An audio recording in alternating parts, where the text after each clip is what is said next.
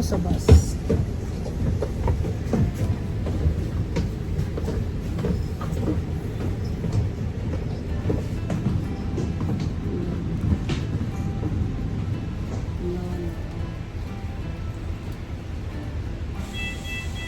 Time check. 9:37. Ang start ng trabaho ko is 10. So 10 to 7 ang duty ko.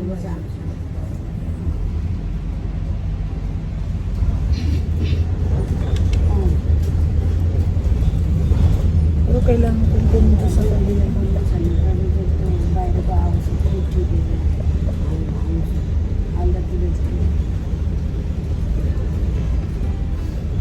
Iba-iba kasi ang shoot namin sa trabaho.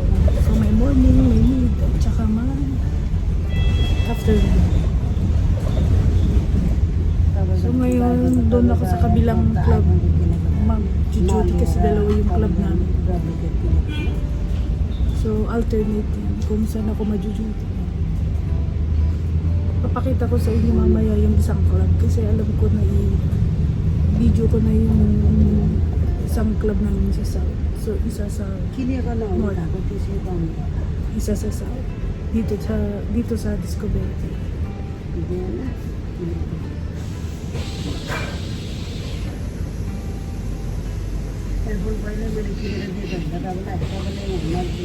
So plano namin kasing lumipat ng bahay dito sa malapit sa trabaho. Lipat ako kasi maingay yung katabi ko.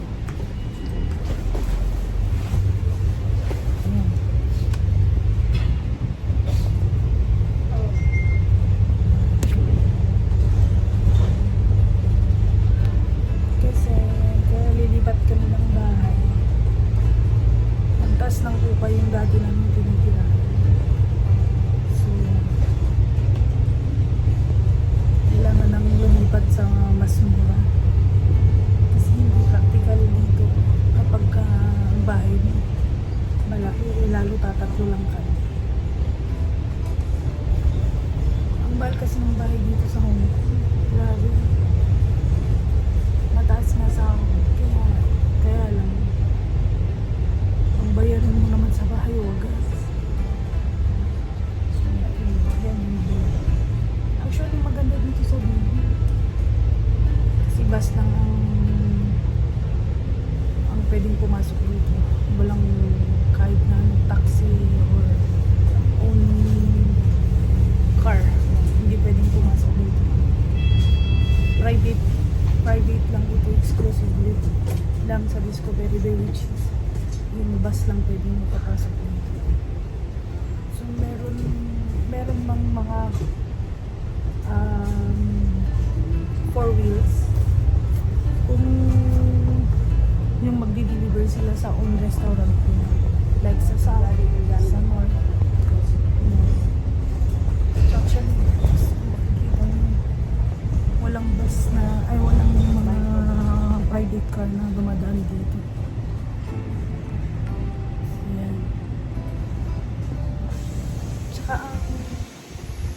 Ang view dito puro nature. Puro siya po. Tapos nasa paanan ko.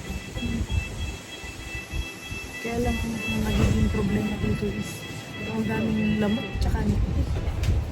Mag-aantay ka ng bus dyan sa may labas. Busin ka ng mga liklik dito.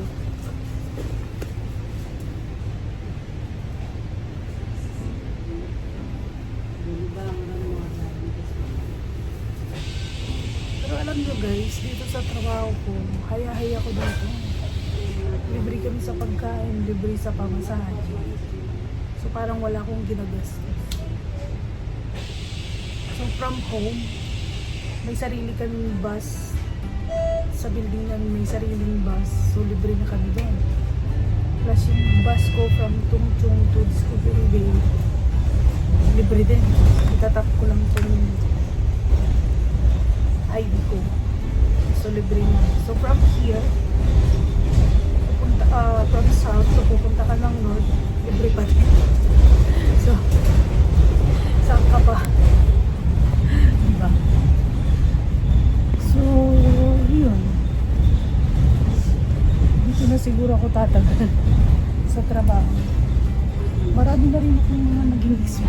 na trabaho dito sa Hong Kong. Within almost 5 years. Iba-iba yung mga nagtatrabaho.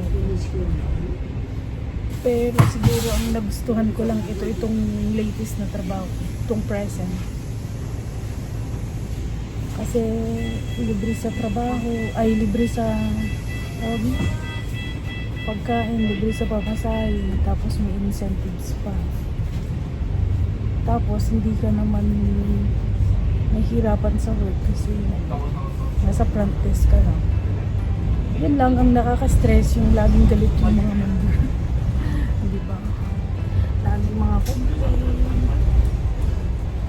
Yun lang naman. Tsaka bihira din lang naman yung ninang ko-complain. Pero may mga worst na complain. Lagi lang hinahanap. So guys, kung makikita nyo, punta muna ako ng South kasi may bibigay ako sa aking co-workers. Ayan na. Ayan, may tennis court kami. So part yan ng trabaho din. Magbubuk ng mga tennis. So may 11 tennis kami. Meron kami pork court. Meron kami tennis. Meron kami tennis. And then meron kami paddle court. Usually yan yung gusto nila yung paddle court. So ngayon under renovation yung paddle court namin kasi dinadagdagan. Pero mahal lang per hour. It's like 240 per hour. So guys, dito na ako sa station.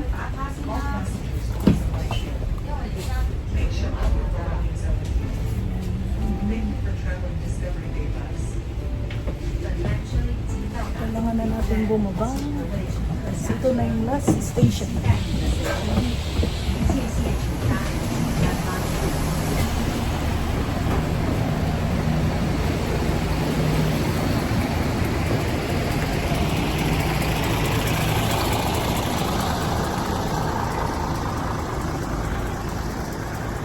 Yan. So ito yung station from South. So mamaya magtatap lang ako muna, tapos may hahatid doon, tapos go na rin ako kasi sa kabila ko naka-duty from 10 to 7. So bukas 10 to 7 din ako. Parang tinatawag ako ng kalikasan. Wow! So guys, mamaya ipapakita ko sa inyo kung saan yung isang club namin sa Norte. So, yun. See you guys later. Bye-bye.